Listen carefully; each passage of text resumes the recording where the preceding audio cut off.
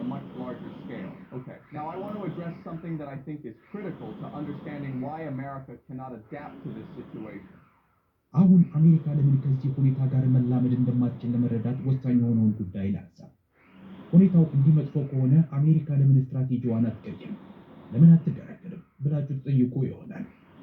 መልሱ ግን የአሜሪካ የአመራር ጥራት መውደቁ ነው። ይህን አስቡት። ቻይና ገና 15ኛውን የ5 ዓመት እቅዷን አጠናቃለች።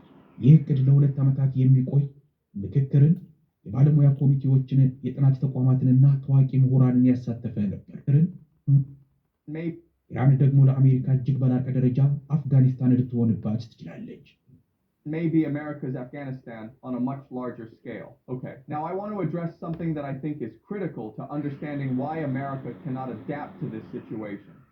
አሁን አሜሪካ ለምን ከዚህ ሁኔታ ጋር መላመድ እንደማትችል ለመረዳት ወሳኝ የሆነውን ጉዳይ ላንሳ። ሁኔታው እንዲህ መጥፎ ከሆነ አሜሪካ ለምን ስትራቴጂዋን አትቀይርም? ለምን አትደራደርም ብላችሁ ትጠይቁ ይሆናል። መልሱ ግን የአሜሪካ የአመራር ጥራት መውደቁ ነው። ይህን አስቡት።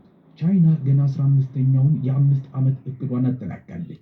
ይህ እቅድ ለ2 ዓመታት የሚቆይ ምክክርን፣ የባለሙያ ኮሚቴዎችን፣ የጥናት ተቋማትንና ታዋቂ ምሁራንን ያሳተፈ ነበር። ባለሙያ ኮሚቴ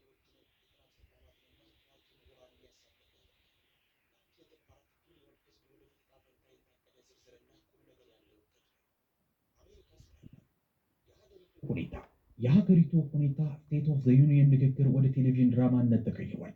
ምንም